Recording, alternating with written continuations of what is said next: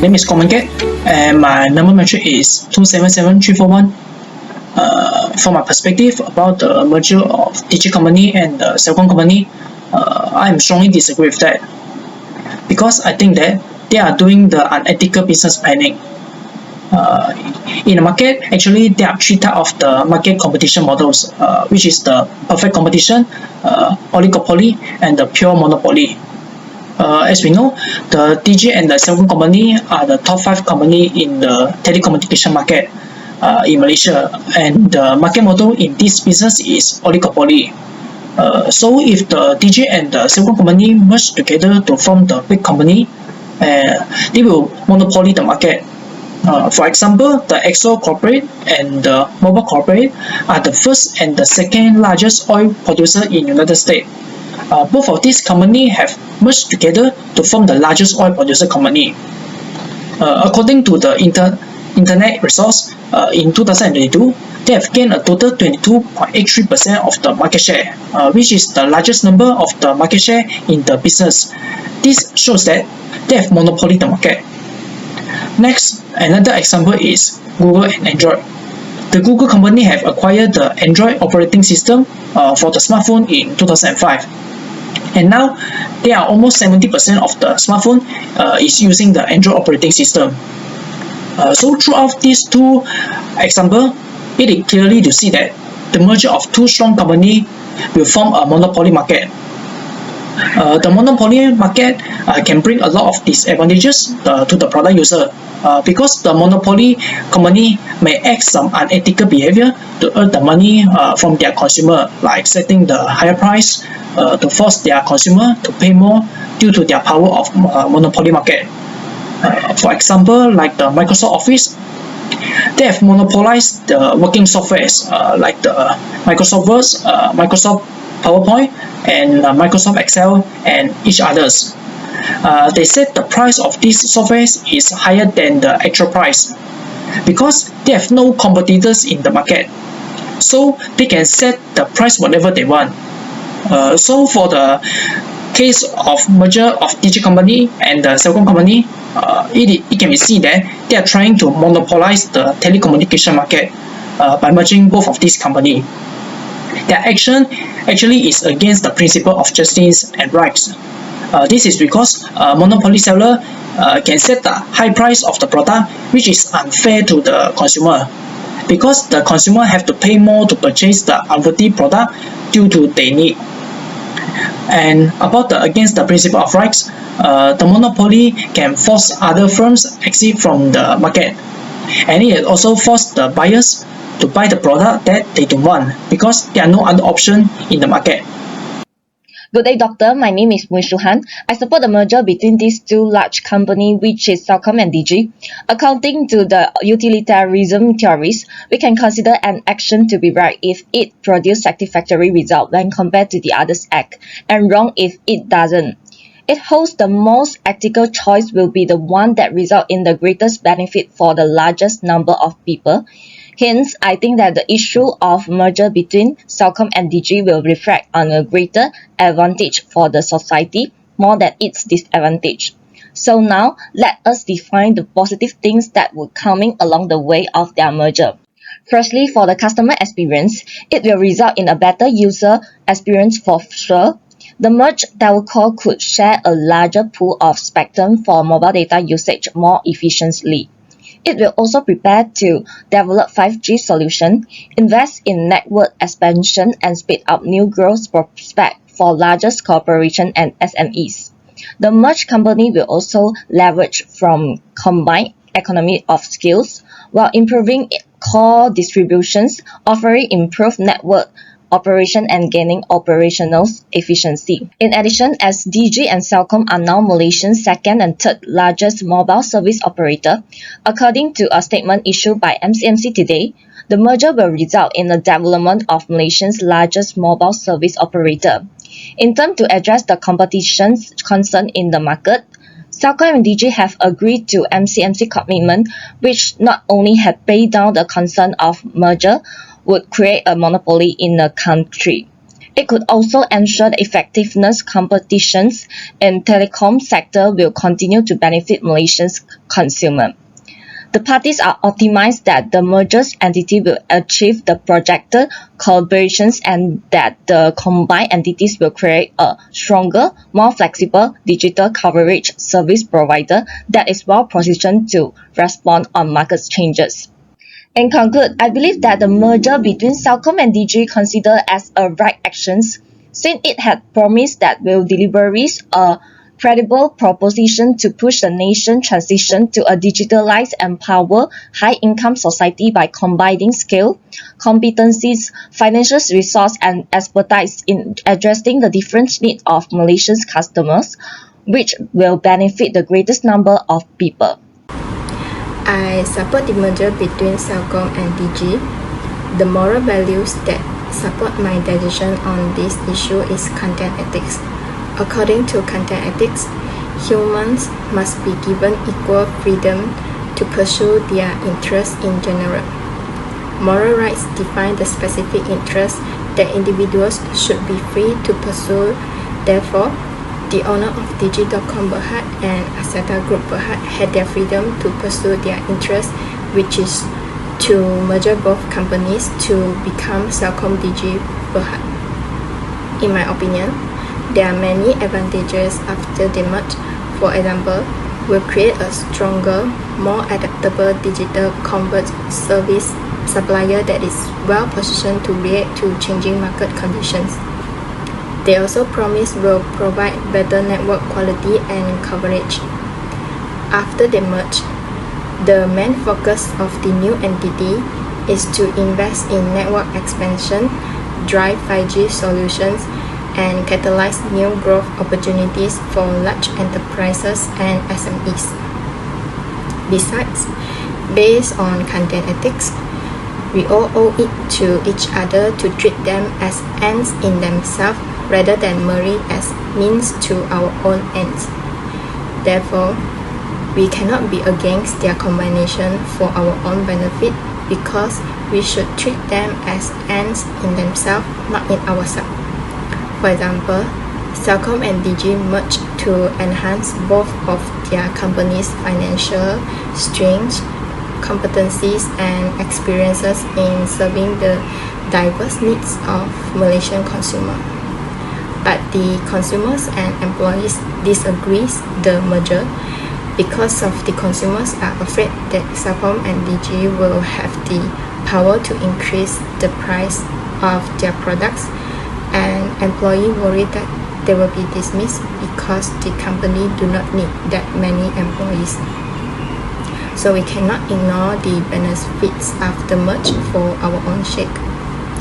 However, all the worries are superfluous because Axiata President and Group CEO promised that the new entity would provide consumers with lower prices, higher quality, and greater coverage.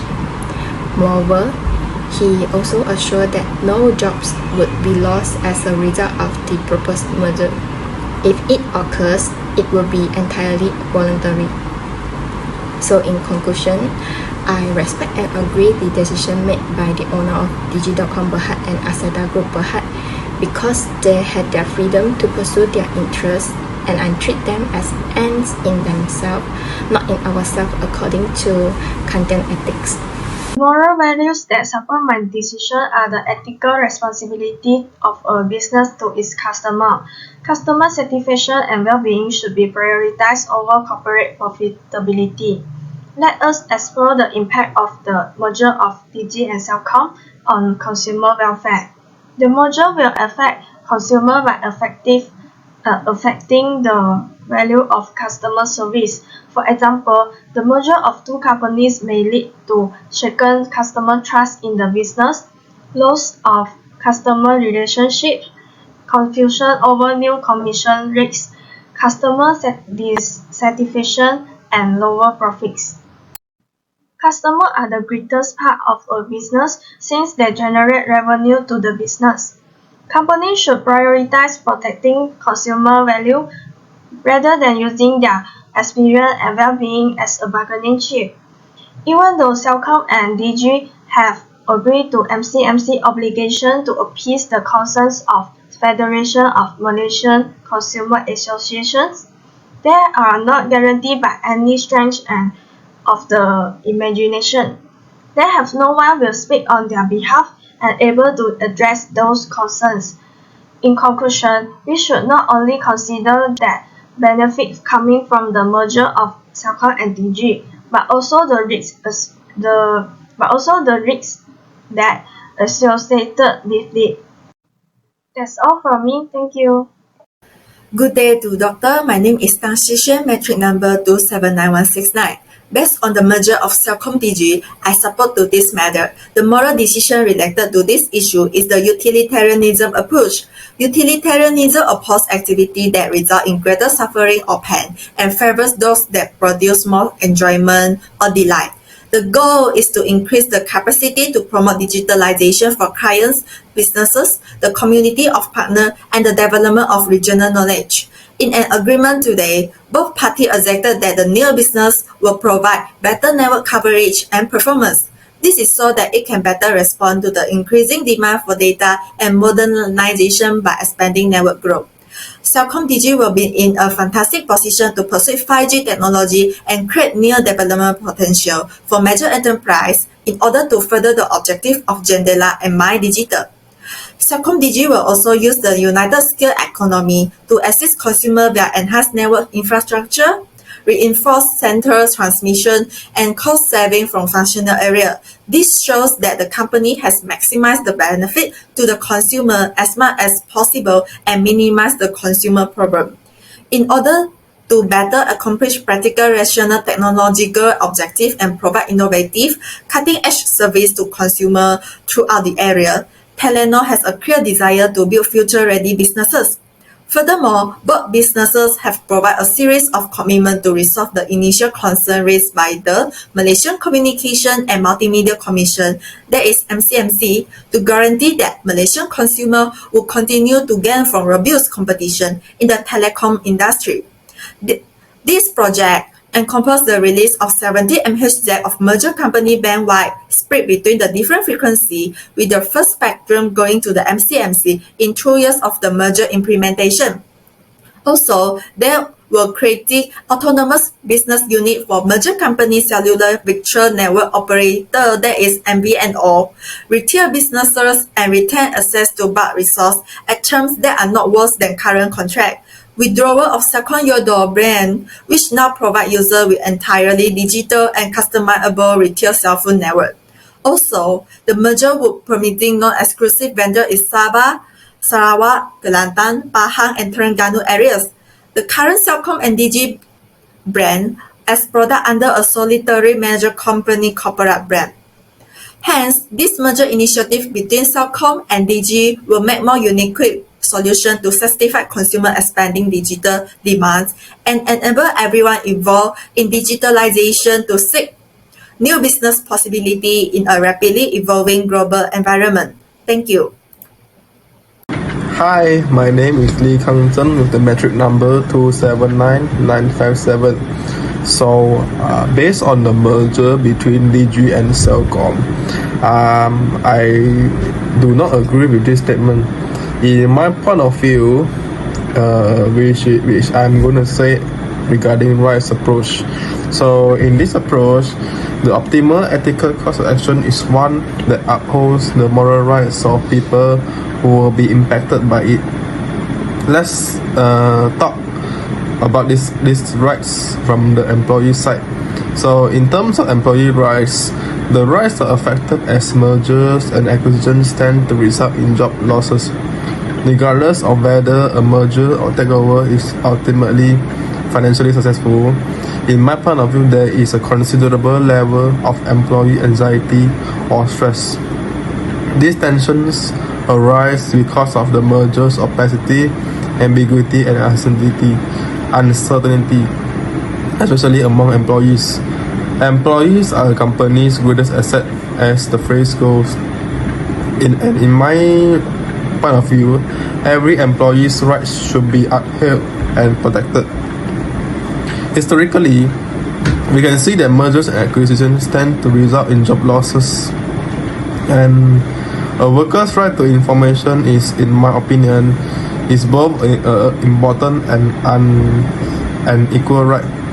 But every employee has equal access to employment information when it concerns his or her work and future, because it directly affects his or her lifestyle and also family. When given Malaysia's present economic situation, the merger between Digi and Celcom will undoubtedly result in uncertainty and job losses among employees. We can see that the unemployment rate of Malaysia rose from 3.26% to 4.50% in 2020 and 2021 respectively. This is indeed a unpleasant condition that we see, and I think that the government has to play an important role by overcoming this situation.